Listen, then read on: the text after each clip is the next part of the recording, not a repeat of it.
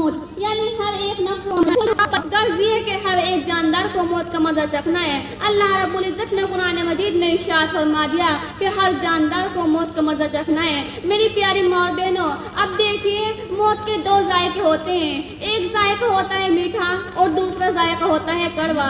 یہ جو دو ذائقے ہوتے ہیں، جو میٹھا ذائقہ ہے وہ میٹھے لوگ یعنی کہ اچھے لوگوں کو موت آئے گی، اور جو برا ذائقہ ہے وہ یعنی کہ جو کڑوا ذائقہ ہے وہ برے لوگوں کو موت آئے گی۔ تو میری پیاری ماں اور بہنوں، اب ہمیں یہ ہے کہ جو نیک لوگ ہیں ان کے ساتھ اور جو برے لوگ ہیں ان کے ساتھ قبر میں کیا معاملہ کیا جاتا ہے۔ میری جب کسی برے انسان کو قبر کے اندر رکھا جاتا ہے تو قبر کہتی ہے تیرا آنا انتہائی نامبارک ہو، دنیا میں جتنے بھی انسان میرے اوپر چلتے تھے تو مجھے ان میں سب سے زیادہ مغوص تھا، تو مجھے ان میں سب سے زیادہ برا لگتا تھا۔ اتنا کہہ کر قبر اس کے لیے اتنی زیادہ تنگ ہو جاتی ہے کہ اس کی ایک پسلی دوسری پسلی میں اس طریقے سے دھل جاتی ہے۔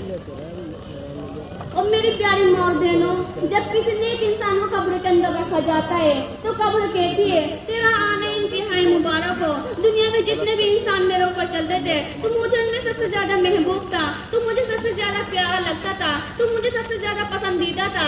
اتنا کہہ کر قبر اس کے لیے اتنی زیادہ خوشاد ہو جاتی ہے کہ دور دور تک جہاں تک اس کو نظر پہنچتی اس کو خوشادگی نظر آتی ہے اور اس کے لیے نور کی کھڑکی کو کھول دیا جاتا ہے۔ میری پیاری ماں اور بہنوں، ہم سب کو معلوم ہے کہ ہمیں ایک نئے دن موت آنی ہے، مگر ہمیں یہ نہیں معلوم کہ ہمیں میٹھی موت آئے گی یا کڑوی موت آئے گی۔ اس لیے ہمیں ہمیشہ دعا کرتے رہنا چاہیے کہ اللہ رب العزت ہم سب کو میٹھی موت عطا فرمائے۔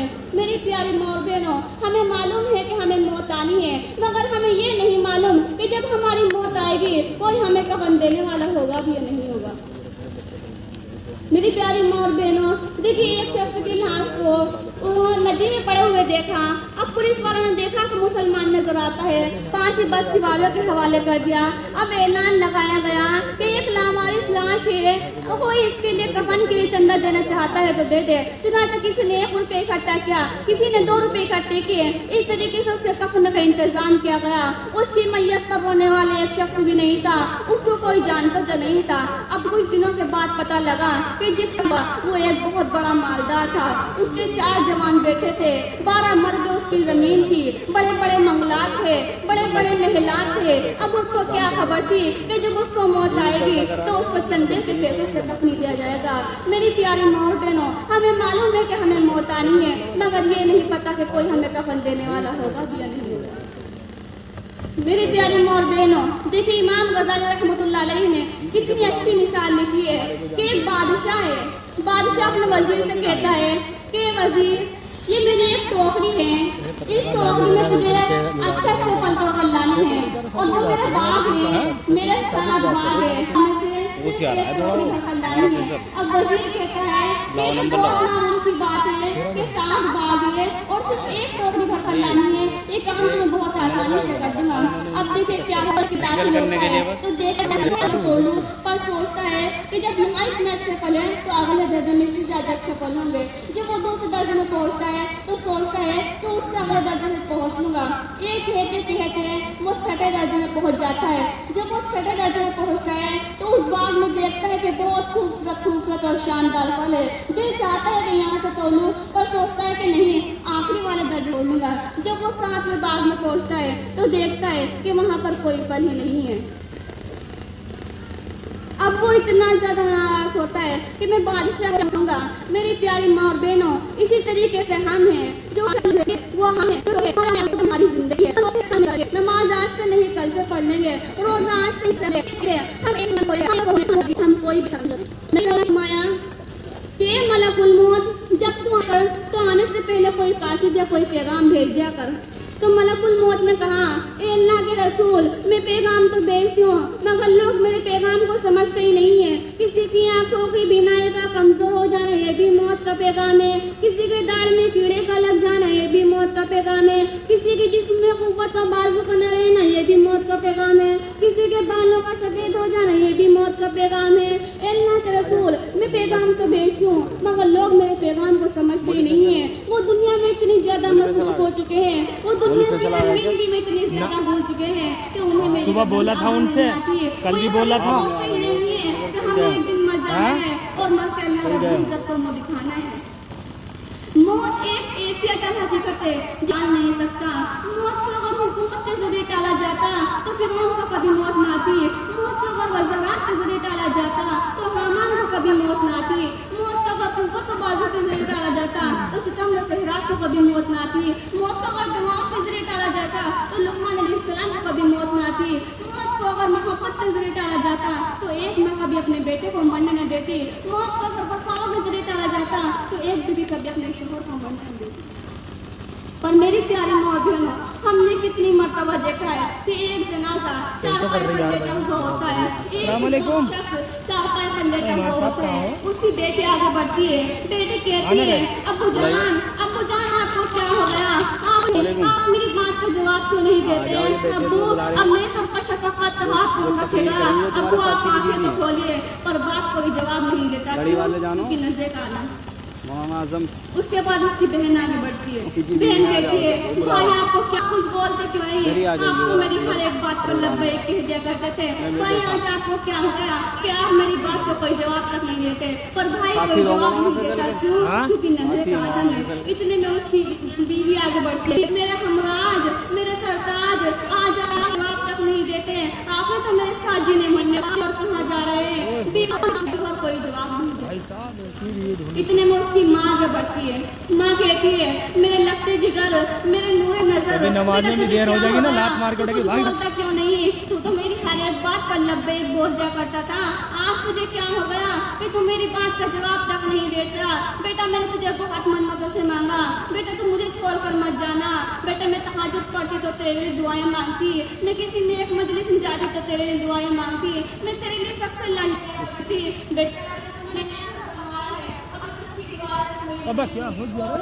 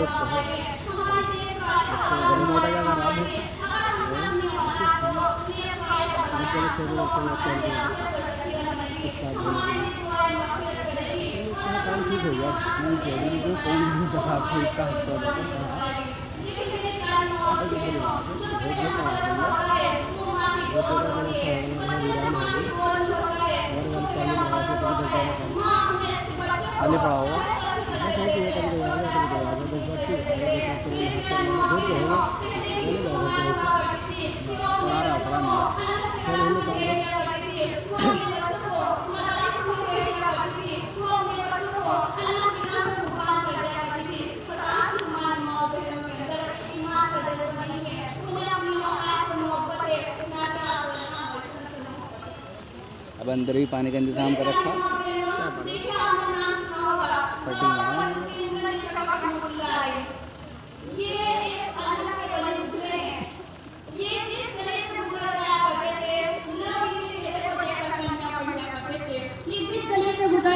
गले का कोना पान नहीं करते थे, लोग चेहरा देखकर कलमा पढ़ लिया करते थे। अब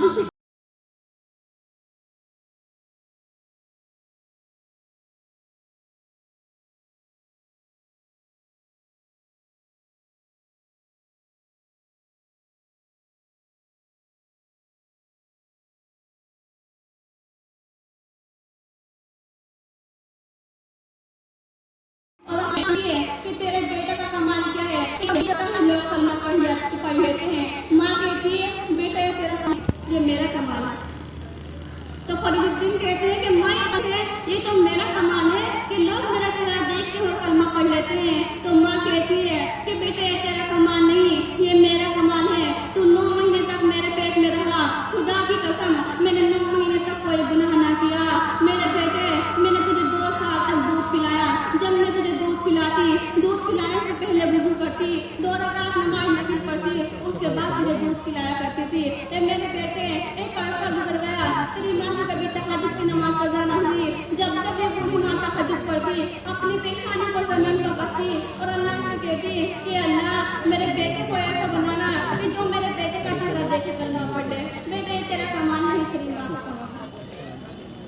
بابا فرید بن گنج شکر رحمۃ اللہ علیہ اپنی ماں کے پیروں میں گر جاتے ہیں اور کہتے ہیں کہ اے ماں, میرا تجھ سے وعدہ ہے کہ جب تک تو جنت میں نہیں جائے گی, تیرا بیٹا فرید الدین جنت میں نہیں جائے گا. تو میری پیاری ماں اور بہنیں, یہ ہوا کرتی تھی پہلے کی مائیں. تو آپ سے بھی عاجزانہ درخواست ہے کہ آپ موت کی تیاری کریں اور اپنے بیٹے کو دین کے ساتھ, دنیا کے ساتھ ساتھ دینی تعلیم بھی سکھائیں, ان کو مدارس میں بھیجیں, ان کو اچھی تربیت دیں تاکہ وہ مرنے کے بعد آپ کے لیے ذخیرہ دعا ہے کہ اللہ رب العزت ہم سب کو اس پر عمل کرنے کی توفیق عطا فرمائے, ہمیں قبول فرمائے, بیٹنا قبول فرمائے اور الحمدللہ رب العالمین. السلام علیکم. مائک مجھے لگ رہا گلا کھینچ رہا ہو.